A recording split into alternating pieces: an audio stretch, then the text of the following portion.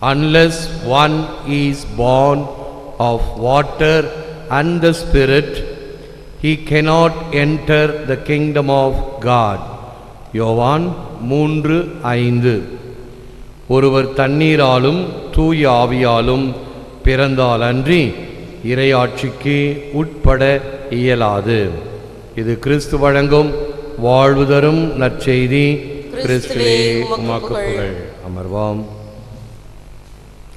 இயேசுவில் அன்பார்ந்த சகோதர சகோதரிகளே, அன்பார்ந்த தொலைக்காட்சி விசுவாசிகளே, just as Christ was raised from the dead by the glory of the Father, we too might live in newness of life. இறந்த கிறிஸ்துவை மாட்சிமிகு தந்தை உயிர்த்தெழ செய்தார். அவ்வாறு நாமும் புது வாழ்வு பெற்றவர்களாய் வாழும்படி இருக்க வேண்டும்.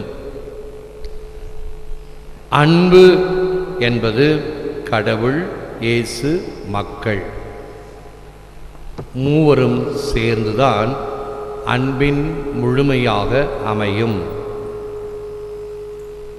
அன்பர் பணி செய்ய என்னை ஆளாக்கி விட்டுவிட்டால் இன்ப நிலை தானே வந்தெய்தும் பராபரமே.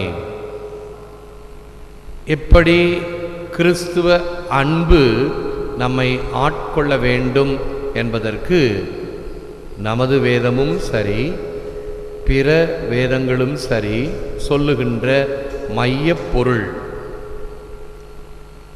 எனவே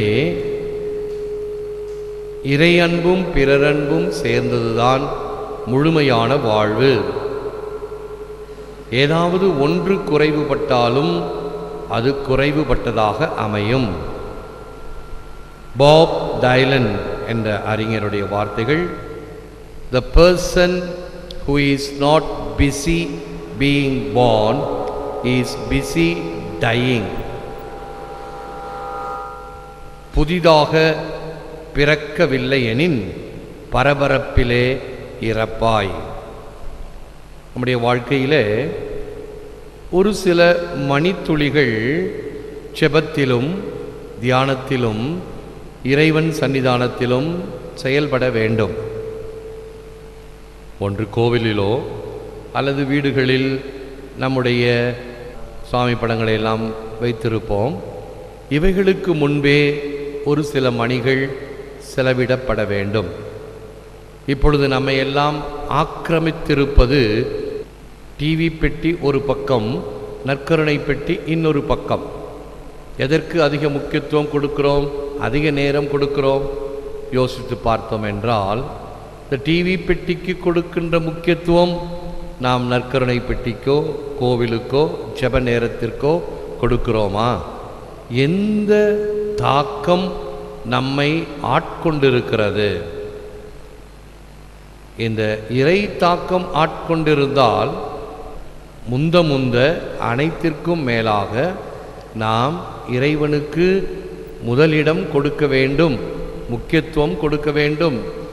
ஆகவேதான் நம்முடைய தேவாலயங்களில் காலையிலேயே திருப்பலியை ஒப்பு கொடுக்கிறோம். அதிலும் சிறப்பாக நம்முடைய ஆலயத்தில் நற்கருணை பிரசன்னத்தோடு ஆரம்பிக்கின்றோம். நற்கருணை பிரசன்னத்துக்கு முன்னால் நம்மை கிடத்தி அவருடைய அந்த ஒளி, அருள், நம்மை ஆட்கொள்ளுதல், இவைகளிலே நம்மை கிடத்துகின்றோம். காலையிலே எழுந்து நிறைய பேர் கடலோர கரையிலே நடைப்பயிற்சி செய்வார்கள். கடற்கரையிலே நிறைந்த ஆக்சிஜன் உண்டு. காலையிலே இன்னும் அதிகமாக அவர்கள் நடைப்பயிற்சி மூலம் தங்களுடைய நுரையீரல்களில் நிரப்பிக்கொண்டால் அந்த நாள் முழுவதும் சுறுசுறுப்பாக இருக்கும். நோய் அண்டாது. பல வகையான தீயவைகள் எல்லாம் நம்மிடம் இருக்கக்கூடிய கழிவுகள் அகற்றப்படும். வேர்வையினாலும் சிறுநீரினாலும் இவைகள் அகற்றப்பட்டால் நோய் நொடி நம்மை அண்டாது. ஆக உடலுக்கும் நன்மை, உள்ளத்திற்கும் நன்மை. அதுபோன்று இறைவனுடைய பிரசன்னத்தில் நம்மை கிடத்தினோம் என்றால் நிச்சயமாக நாம் அந்த நாள் முழுவதும் இறை ஆசிரால் நிறைந்திருப்போம். கோவிலுக்கு வர முடியாவிட்டால் கூட தொலை தூரங்களிலே, தொலை நாடுகளிலே, ஆலயமில்லாத நாடுகளில், வழிபாடு கிடைக்காத இடங்களில் எல்லாம் தொலைக்காட்சியின் வழியாக அநேகர் இதில் பங்கு பெற்று கொண்டிருக்கிறார்கள். தங்களுடைய குடும்பங்களில் பெற்ற நன்றிக்கு ஆண்டவருக்கு நன்றி கூறுகின்றார்கள். சான்று பகரக்கூடிய வகையில் நமக்கு கிடைக்கின்ற கடிதங்களும் எண்ணங்களும் இவ்வாறு அநேகர் இவர்களெல்லாம் இறைவனுக்கு முதலிடம் கொடுக்க வேண்டும் என்று படுகின்ற பகீரதன முயற்சிகள். ஆகவே எந்த எண்ணத்தோடு செயல்படுகிறோமோ அந்த எண்ணம் நிச்சயமாக நமக்கு நடக்கும். ஆகவே ஒரு பழமொழி தமிழில் இருக்குது, எண்ணம் போல் மாங்கல்யம் என்பார்கள். நீ நல்லவைகளை நினைத்து நல்லவைகளை செய்து இருந்தால் அதற்கு தகுந்தாற்போல் உன்னுடைய வாழ்வு அமையும் என்பதுதான். ஆகவே இத்தகைய கண்ணோட்டத்தில் உயிர்த்த கிறிஸ்து நம்மை ஆட்கொண்டிருக்கிறார், நம்மை வழிநடத்துகின்றார். நம்முடைய உள்ளத்தில் அவருடைய ஒளி பிரகாசிக்க வேண்டும் என்று ஒவ்வொரு நாளையும் துவங்குவோம். முழந்தாள் இருப்போம், செபிப்போம். Lord Jesus Christ, you offer us a new birth in the Holy Spirit. Renew in me the gift of faith, a new life in your Holy Spirit. Help me to draw near to you and to believe in your life-giving word. May your kingdom come. May your will be done in my life today and always.